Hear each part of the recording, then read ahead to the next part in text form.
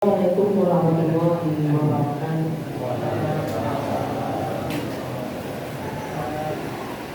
Innal hamdalillah nahmaduhu wa nasta'inuhu wa nastaghfiruh wa na'udzu billahi min shururi anfusina wa min sayyi'ati a'malina. May yahdihillahu fala mudilla lahu wa may yudlilhu fala hadiya lahu. Asyhadu an la ilaha illallah wahdahu la syarika lahu wa asyhadu anna Muhammadan 'abduhu wa rasuluhu la nabiyya wa la rasula ba'dahu. Rabbi shrah lana sudurana wa yassir lana umurana wahlul 'uqdatam min lisani yafqahu aqwalana. Bapak-bapak, ibu, para sahabat yang dimuliakan Allah Ta'ala, alhamdulillah walhamdulillah wala haula wala quwwata illa billah. Segala puja dan puji syukur senantiasa kita panjatkan kepada Allah Azza wa Jalla atas limpahan karunia dan juga nikmat yang telah Allah Subhanahu wa Ta'ala berikan kepada kita semua, sehingga pada kesempatan sore hari ini Allah masih kumpulkan kita semua di tempat yang paling terbaik di muka bumi, pun di rumah masjid, di mana Rasulullah Shallallahu Alaihi Wasallam menyampaikan wa khairu biqaiha atau biqail ardi masajiduha. Tempat yang paling terbaik di muka bumi ini adalah masjid. Nah, kalau Allah kumpulkan kita di sini berarti nikmat apa bapak juga? Nikmat. Meskipun ini usianya fatal. Kenapa ya? Siapa? Biasa sih budi itu kan. Ada sering. Oh ada. Saat ini tambah rasa. Ternyata itu. Karena memang bagian dari halangan ujian Allah Ta'ala. Sisi lainnya, hujan juga merupakan nikmat. Terus Allah jadikan apa yang Allah kasihkan kepada kita semua itu nikmat. Sisi lain, nikmat itu juga merupakan ujian. Kira-kira bersyukur atau tidak, atau jangan-jangan malah jadi pribadi yang kufur. Sudah pernah kita bahas itu. Sehat itu nikmat, tapi sehat itu ujian. Sakit itu apa? Musibah. Sisi lainnya, sakit itu sebuah nikmat, karena dengannya dosa-dosa kita dihapuskan oleh Allah. Sisi yang lainnya, sakit itu apa? Ujian. Kita bersabar atau tidak ketika Allah Ta'ala berikan sakit tersebut, yang diingat siapa, mendekatnya kemana.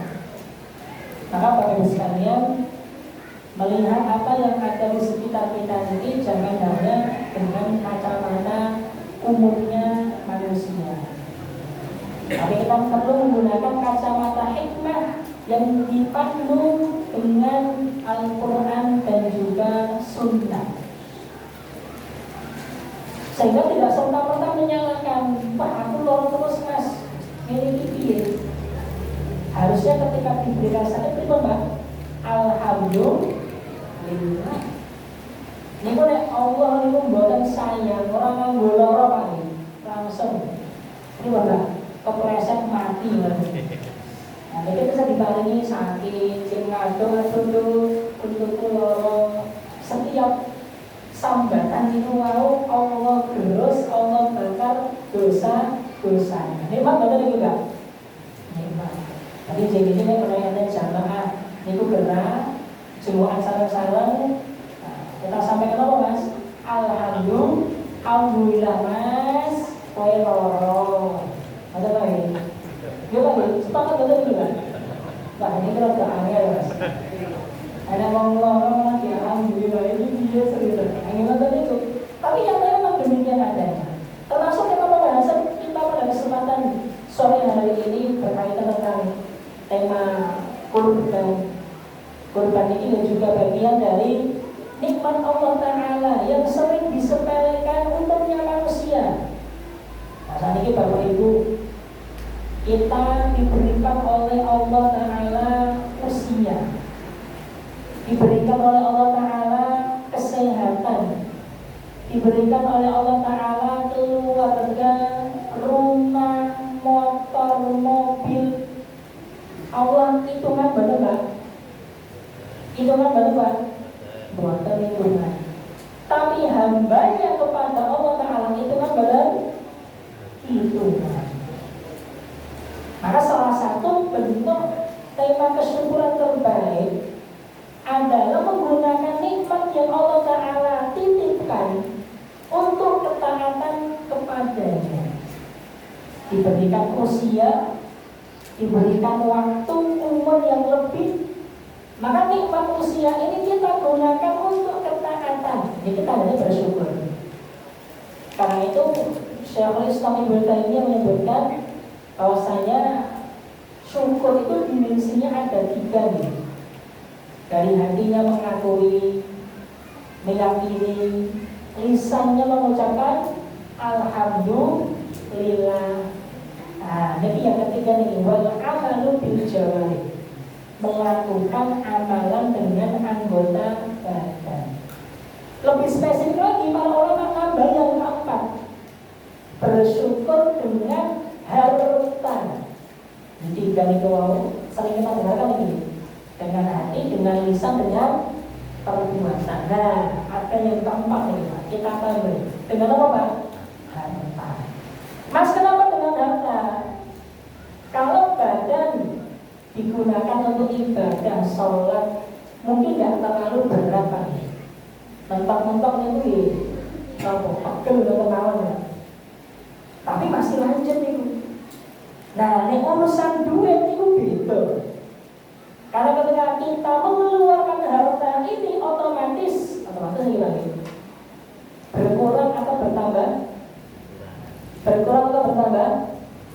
Berkurang. Sakdurunge duite 50.000 dicemplungke kotak infak 10.000 tinggal ketemu 40.000. Berkurang bener? Berkurang.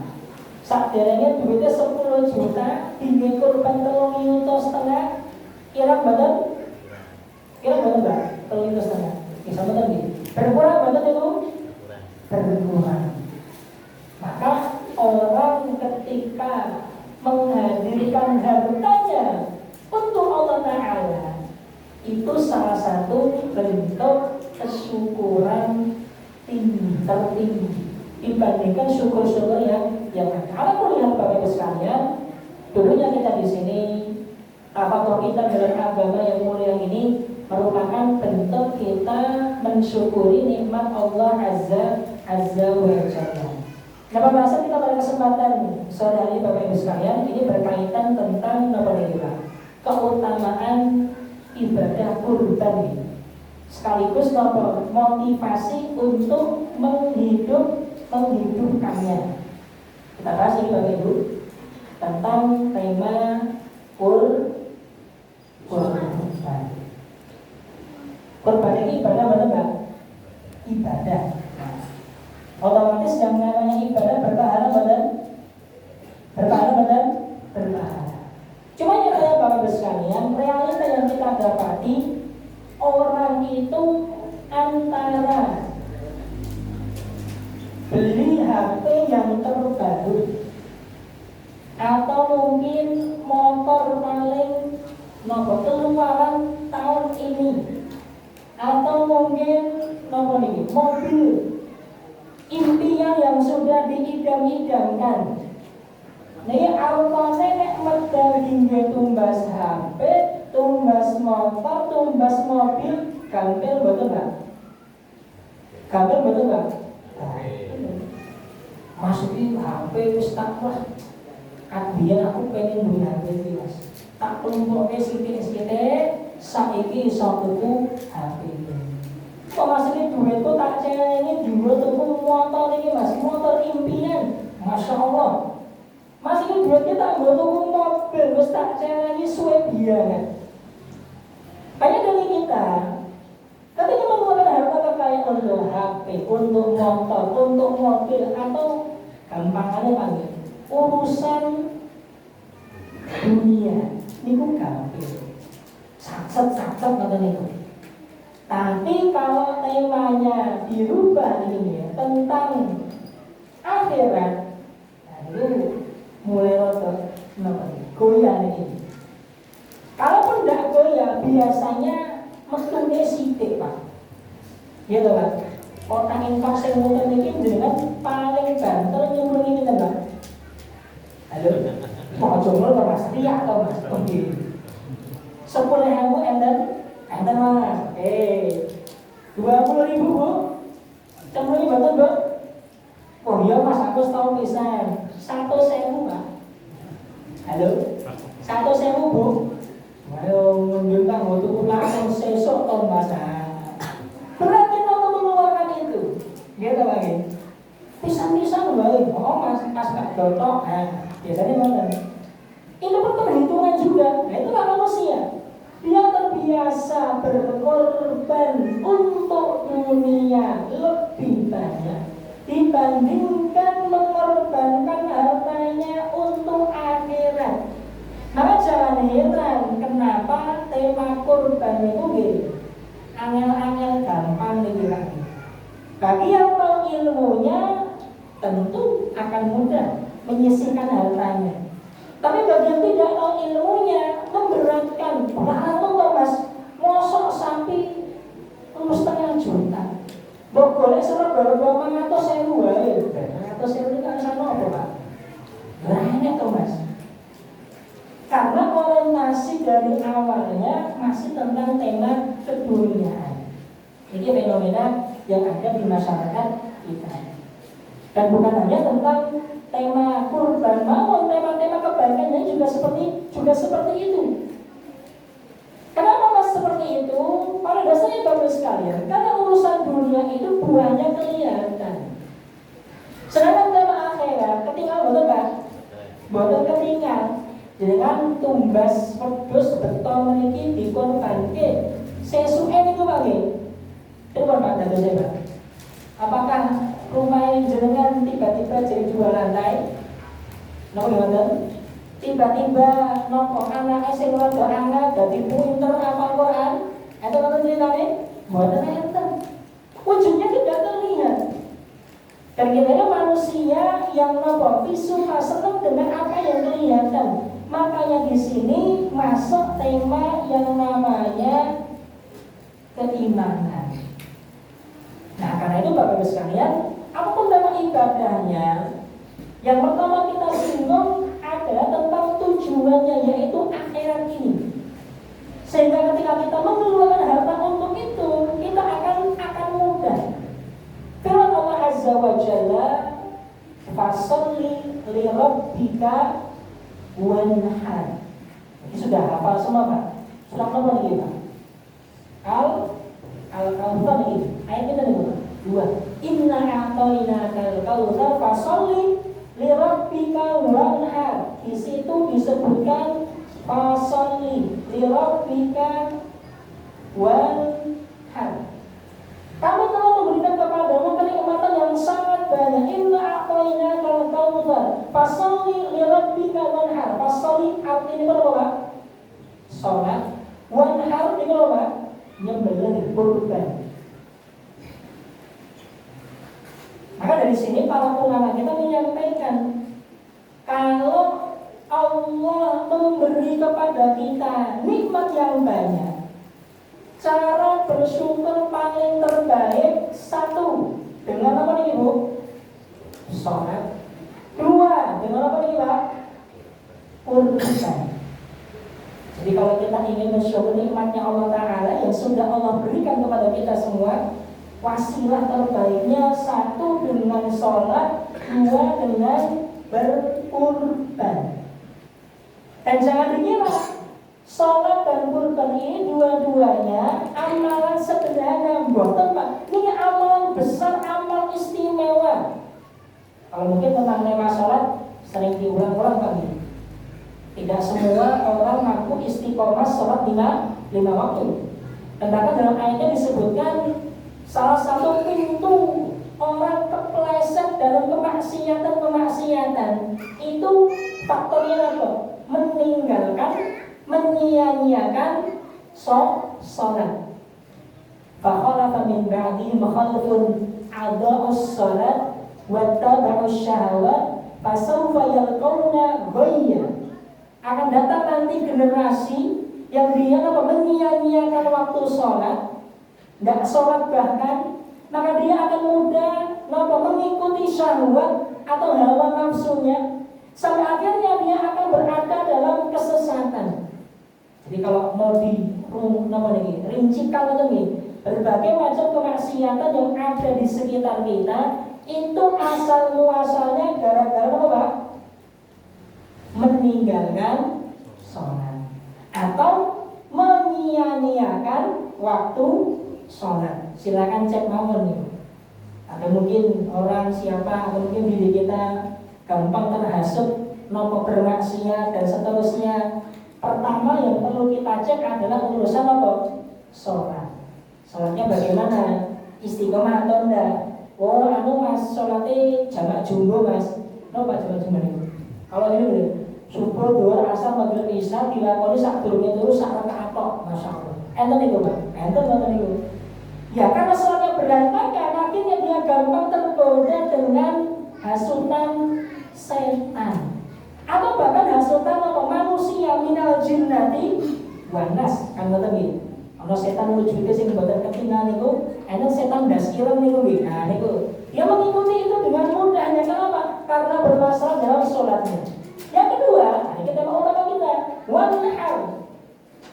Orang-orang menganggap bahwasanya kurban ini ibadah biasa. Alam podo mas, dagingnya kayak yang pasarnya loh mas, tapi benar dino tuku tanggung gawe soto misalkan. Tapi pada hakikatnya bagus sekalian, daging yang kita gunakan untuk kurban ini atau hewan-hewan ini memiliki nilai yang tidak biasa di sisi Allah Ta'ala. Dan jangan dikira sembelihan kita ini hanya diterima Allah Ta'ala atau diterima Allah Ta'ala ketika disembelihnya saja, darahnya muncul diterima, tapi ketakwaan yang Allah terima. Sedangkan dagingnya ya kita makan, dibagikan, dimakan, tidak menopot dan lain sebagainya. La yanallaha luhumuha wala dima'uha walakin yanaluhu taqwa minkum. Yang Allah terima itu bukan darahnya ketika ditumpahkan, atau bukan juga dagingnya, daging dan juga darahnya, tapi temanya adalah ketakwaan kita kepada Allah Ta'ala. Jadi kalau dibahasakan dalam Arab itu namanya al-udhiyah, kurban. Para ulama kita menjelaskan tema udhiyah ini berkaitan tentang 3 hal. Yang pertama adalah hewannya, yang kedua adalah niatnya, yang ketiga adalah pelaksanaannya. Jadi kurban itu didefinisikan secara makna dari sisi hewan, kemudian niatannya dan juga pelaksanaan. Sisi hewan yang dikurbankan sembarangan atau ada ketentuannya, Pak? Enten ketentuannya gitu. Cuma kita nggak membahas tentang fikih kurban ini. Sebagaimana yang sudah dengan pelajari di tema-tema sebelumnya tentang fikih kurban, hewannya apa saja. Kita akan dapat apa? Bahimatul an'am. Napa nih Pak bahimatul an'am? Hewan-hewan ternak dari apa? Kambing, domba, dan sejenisnya. Kemudian Pak sapi, kerbau dan kawan-kawannya. Lalu yang terakhir apa? Unta. Selain 3 jenis ini ditapih badan, tiba-tiba datang nih nopo dan mesin ini, mas aku meh korban betul mentok regone sak sapi Pak. Kami betul Pak. Saya mau kurban mentok ini mas. Harganya kalau dijumlahkan ngumpuli rego sapimu misalkan tadi. Asal betul ini Pak. Nah, pendapat Majhul yang paling utama tentu tidak diperkenankan. Meskipun ada juga ulama yang memperbolehkan, tapi itu yang marjuh, pendapat yang lebih lemah. Yang terkuat adalah harus bahimatul an'am, hewan-hewan ternak. Yang kedua tentang niatannya, niatnya adalah taqarruban. Kenapa mas taqarruban? Artinya mendekatkan diri kepada Allah. Jadi ketika seorang membawa hewan kurbannya lalu disembelih, niatnya supaya semakin dekat dengan Allah. Niatnya supaya dia ini menjadi hamba ring satu. Ada teman-teman, orang punya kekuasaan kepada nomor ring satu, ring dua, teman-teman. Nah, kurban ini dilaksanakan, dilakukan dengan niatan supaya dekat dengan Allah. Jadi ring satunya Allah, hamba-hamba Allah yang istimewa.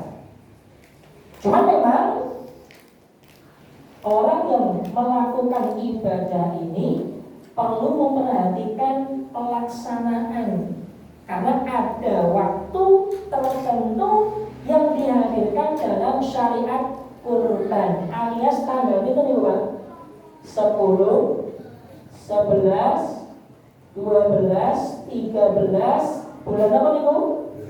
Dzulhijjah. Terus waktunya terbatas, pelaksanaannya terbatas dari tanggal 10, 11, 12, 13. Kalau ada orang yang menyembelih tanggal 9 Pak, niki kurban apa badan? Kurban badan? Ada orang yang beli 13 ba'da isya, kurban badan? Badan itu daging biasa. Makanya kenapa disebutkan ada batasan dalam pelaksanaannya. Kalau sebelum itu maka bukan kurban. Kalau sesudah itu juga bukan kurban. Harus antara tanggal 10, 11, 12, 13. 10 berarti setelah sholat Idul Adha. 13 berarti sebelum terbenamnya matahari. Karena kalau tanggal hijriah mereka masuknya terbenam matahari sudah masuk tanggal yang selanjutnya. Kalau terhitung. Nah dari sini Bapak Ibu sekalian, berarti dalam kurban itu bukan hanya sekedar asal menyembelih, tapi ada ketentuan khusus di dalamnya dari niat orang yang akan mengorbankan hartanya dalam bentuk hewan-hewan ternak sesuai dengan tuntunannya. Kemudian ada waktu pelaksanaannya, dan yang paling utama adalah tentang niat dia dalam berkurban. Apa yang diinginkan? Ternyata untuk menggapai kedekatan dengan Allah Ta'ala. Dan ini sesuai dengan hadis yang diriwayatkan oleh Ibunda Aisyah radhiyallahu anha dalam hadis Tirmidzi dan juga Ibnu Majah. Beliau menyebutkan bahwasanya baginda sallallahu alaihi wasallam bersabda, "Ma min amalin adamiyyin," tidak ada sebuah amalan yang dilakukan oleh seorang hamba pada tanggal 10 Dzulhijjah yang terbaik, yang dicintai Allah Ta'ala, min ihraqid dami. Apa ihraqid dami? Nyembelih. Jadi termasuk amalan terbaik yang dilakukan di hari raya Idul Adha adalah berkurban. Berarti kurban ini amalan biasa. Nama istimewa nih Pak? Istimewa. Bukan amalan biasa, bukan amalan sederhana. Karena itu jenengan pada riwayat tentang kurban itu Nabi Sallallahu Alaihi Wasallam ketika mulai pertama kali syariat kurban itu dihadirkan sampai Nabi Sallallahu Alaihi Wasallam wafat, beliau sama sekali tidak pernah lupa sekalipun untuk berkurban. Setiap tahun kurban terus sampai beliau meninggal dunia. Adapun beberapa riwayat dari misalkan sahabat mulia Abu Bakar As-Siddiq dan juga Umar bin Khattab ini untuk menegaskan bahwasanya tema kurban itu bukan kewajiban ini. Terkadang dalam ini disebutkan Abu Bakar pada Umar menikah, kadang-kadang tahun ini kurban, tahun besok tidak, tahun besok yang kurban, selang-seling berkali. Mas, kenapa selang-seling? ini tahu bahwasanya kurban itu hukumnya bukan fardun. Fardun itu apa Kak? Wajib, bukan wajib. Berarti bukan wajib itu apa? Sunnah. Kata nih. Ini riwayat dari Abu Bakar dan juga Umar bin Khattab. Kadang-kadang kurban, kadang-kadang buatan, kadang-kadang kurban, supaya umat itu tahu bahwa hukum kurban bukan fardhu ain. Harus tiap tahun. Tapi apa? Supaya tahu termasuk ke dalam sunnah muakkadah. Dari sana jumhur ulama menyimpulkan bahwasanya asal hukum berkurban itu adalah sunnah muakkadah. Apa sunnah muakkadah? Sunnah itu nomor sunnah. Sunnah muakkadah ditekankan. Sunnah yang sangat ditekankan, atau mungkin dianjurkan.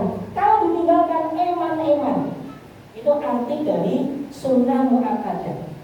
Jadi bukan sunnah biasa, tapi sunnah yang sangat dianjurkan, sangat ditekankan, yang buat tinggal eman-eman. Nah, tapi beberapa ulama setelahnya, misalkan salah satu pendapat dari Imam Hanafi atau juga pendapat Syekhul Islam Ibnu Taimiyah menyebutkan bahwasanya kurban menyembah bapak ibu hukumnya wajib. Apa tadi wajib Mas? Ini ada lanjutannya. Wajib. Nah, ada lanjutannya Pak. Bagi yang mampu. Nah, hukum berkurban apa Bapak Ibu? Wajib. Bagi yang apa Pak? Mampu. Mas, berarti kalau dia mampu berkurban terus berkurban dosa. Ini menurut pendapat sebagian ulama. Karena dia punya kecukupan, karena dia punya kelebihan. Mas, memang itu adalah dasar hadisnya. Wah, jelas enten ini Pak. Riwayat dari sahabat mulia Abu Hurairah radhiyallahu anhu. Disebutkan bahwasanya man kana lahu sa'atun. Siapa yang memiliki sa'atun itu apa? Kelapangan urusan harta. Walam yudha'if, lalu tidak berkorban, fala yaqrabanna musallana. Jangan dekati masjid-masjid kami. Jadi dalam hadis ini ada apa? Teguran keras bagi orang-orang yang punya kemampuan berkorban. Karena berkorban, rasa merapat ke masjid-masjid kami. Itu kata Nabi Shallallahu Alaihi Wasallam. Makanya ada pendapat menyebutkan bahwasanya kurban itu hukumnya wajib. Bagi sini Pak, yang mampu. Ini muncul pertanyaan, Mas, kelapangan itu indikatornya apa? Nah, ini benar-benar ini Pak. Kenapa Mas sedikit begini? Kelapangan disebutkan oleh mazhab Imam Hanafi bahwasanya mereka yang memiliki harta kekayaan kurang lebih satu hitungan nisab. Nisab itu berarti kalau harta zakat itu apa? Hakimnya emas itu 85 gram. Jadi kalau dia beli hewan kurban, di rumahnya masih ada uang atau harta senilai 85 gram, itu masuk ke dalam zakat. 85 gram itu berarti itu di rumah. Soalnya ini emas segini gini kan? Kalau ngewu Pak nih, nah ini matematika nih. Bolu 5 pengke, kalau ngewu pinter nih Pak. Bener Pak?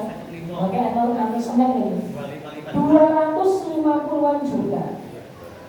Nah, jadi berkurban yang berangkasnya tersebut 250 juta. Itu sih gak ada Pak. Waduh Mas, orang ini Mas turah alhamdulillah. Ini menurut pandangan Imam Abu Hanifah.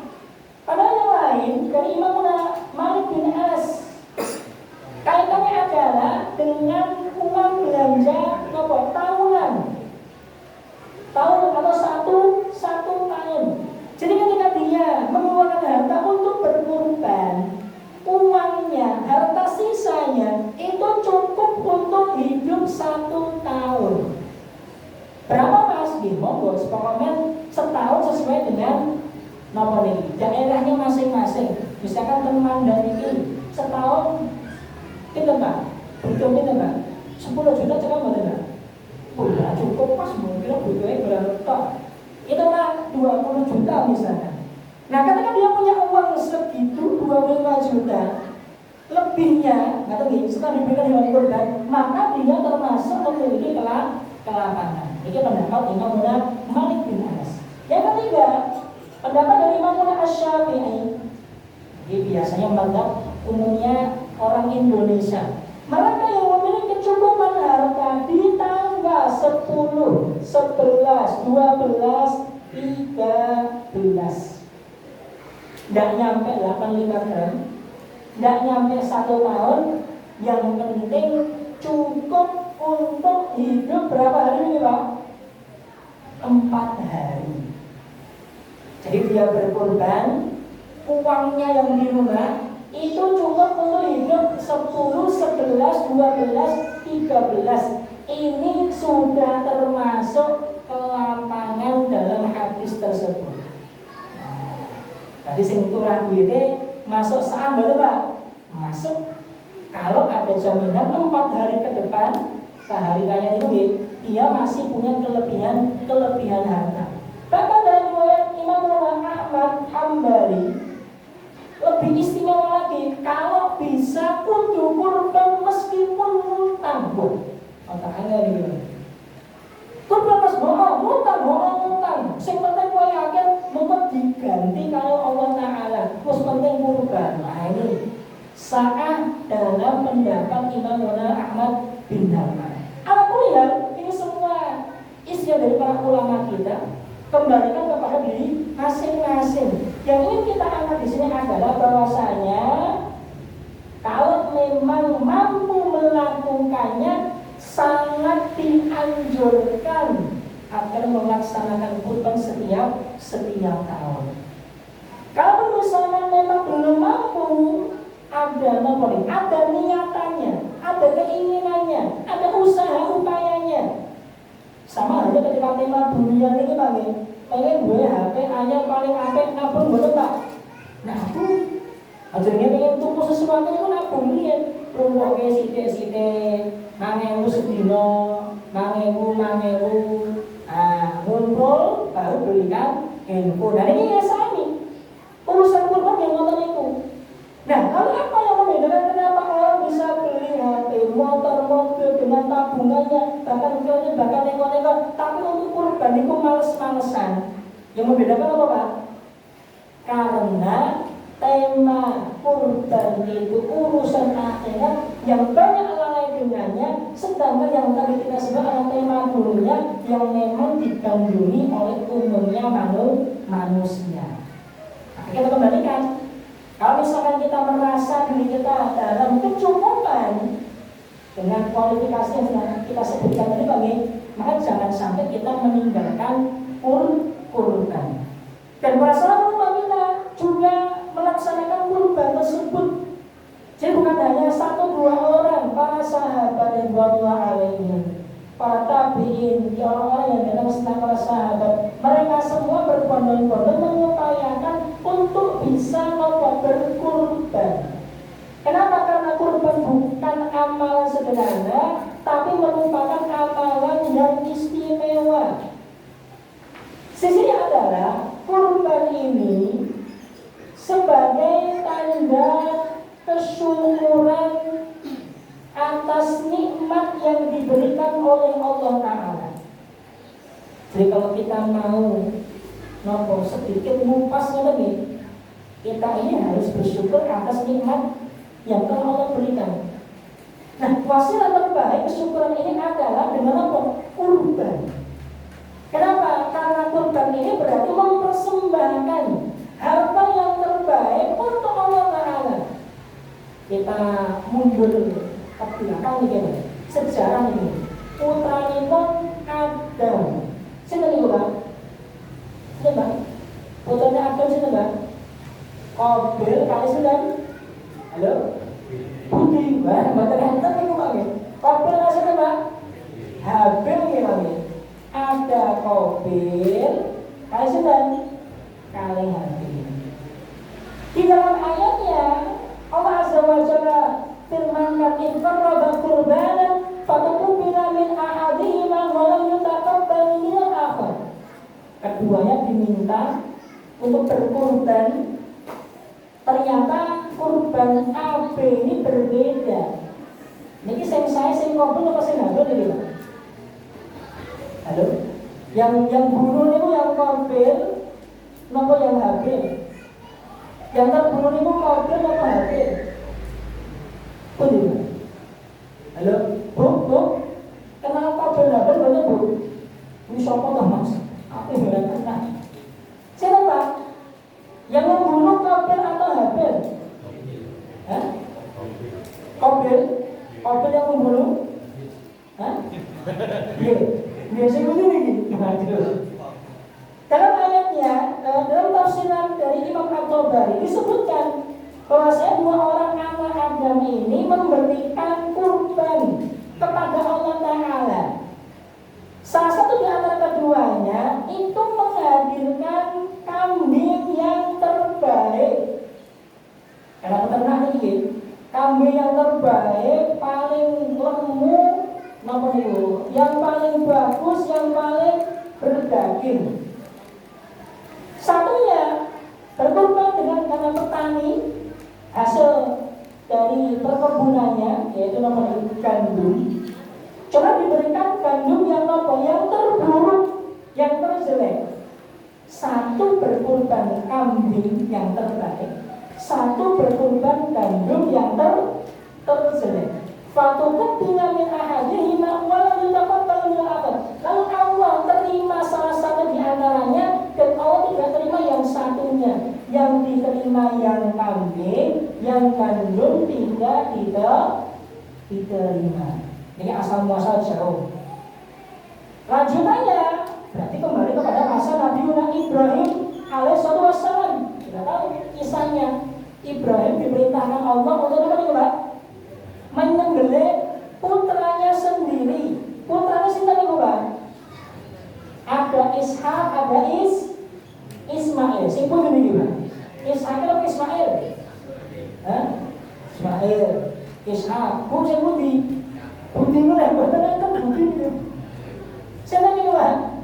Para ulama berbeda pendapat tentang siapa putra yang disembelih. Umumnya orang Indonesia kenalnya sinten? Ismail. Ternyata ada pendapat yang tidak kalah kuat menyebutkan bahwasanya yang disembelih adalah Ishak. Mas, kenapa Ishak? Karena Ishak ini anak dari istrinya siapa namanya, Pak? Sarah. Sedangkan Ismail ibunya namanya siapa, Pak? Hajar.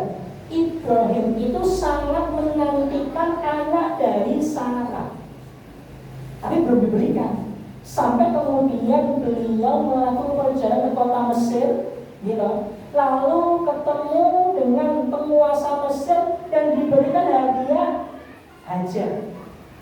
Kemudian atas keridhaan sang istri Sarah ini, Hajar dimerdekakan lalu dinikahi oleh Ibrahim. Ternyata punya anak Ismail. Ada ceritanya.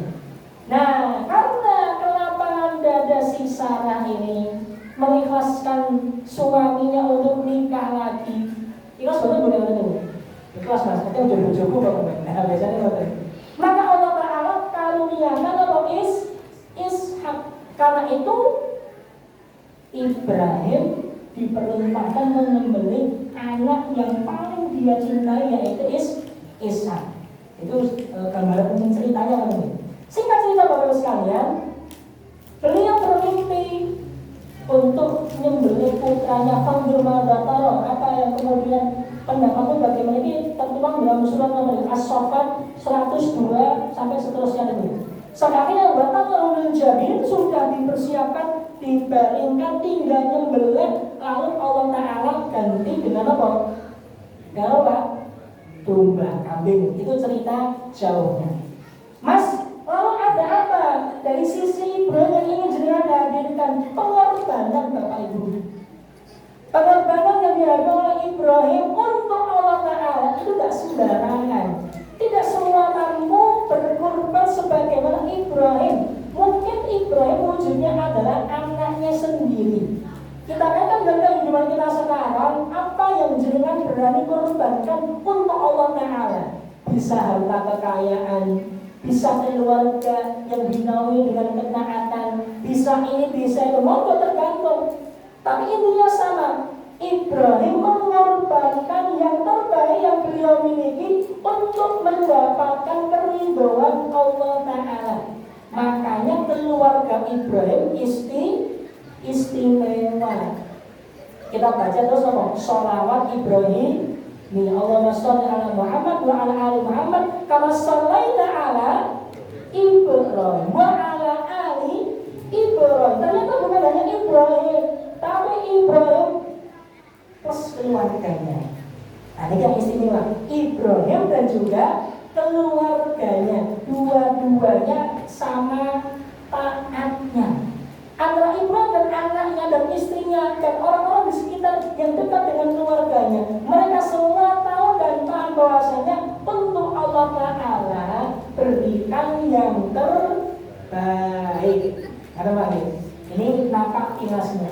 Maka ketika jenengan melakukan ibadah kurban, berarti secara tidak langsung mengamalkan apa yang diamalkan oleh Nabi Yuna Ibrahim alaihi salatu wassalam.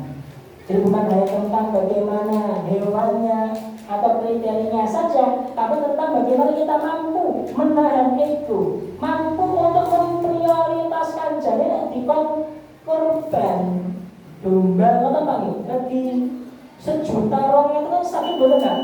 Sakit asli. Tapi karena tidak menjadi prioritas utama, akhirnya ribut, lupa dia. Dan ini yang sering terjadi di antara masyarakat kita. Hobinya itu apa? Menunda. Sesuk wae mas, somben wae mas. Mas boleh iki sholat Allah engko wae mas nek aku pas tuwa tak sholat sing sregep rajin ngimami barang insyaallah. Lho ngantek tuwa wis mati. Nah, mas aku korban engko wae mas sesuk wae. Ampun nggo sesuk niki langsung ada berikan yang terbaik. Tidak bisa sekarang, berarti repot. Diupayakan sedikit demi sedikit, ada niatannya, ditabung sehari 10.000. 10, sesasi angsa itu nih Bapak. 300.000 kalikan 12 itu nih Bapak. Cakap buatan gitu mas, minggu itu cepat 10 setiap hari. Nah realitanya karena kita hobi menunda-nunda, akhirnya ketika masih mengumumkan H-7 monggo sing kurban gas berapa mas? 3,5 juta. Apa larang lo mas? Nah rasanya pintar begini, karena memang harganya seperti itu, kerasa mahal gara-gara lagi menunda-nunda. Asalnya diatur lagi Bapak Ibu sekalian, luangkan, niatkan dari sekarang untuk meluangkan harta kita berkurban 10.000, sasiran berarti kan kalau ngatos setiap bulannya nanti minimal bisa untuk berkurban apa? Kambing. Dan jangan hanya melihat sisi kurbannya ini saja Bapak Ibu.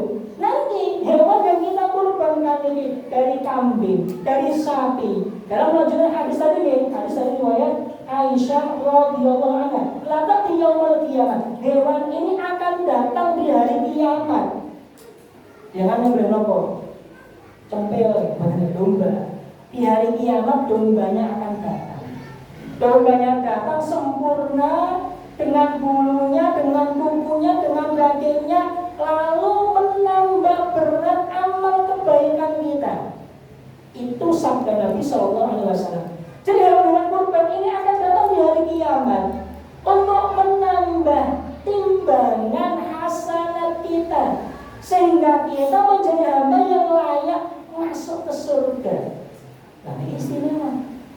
Berarti bukan hanya tentang sapinya, kambingnya bagaimana, tapi tentang janji Nabi SAW bahwasanya hewan-hewan kurban ini akan menjadi pemberat apa?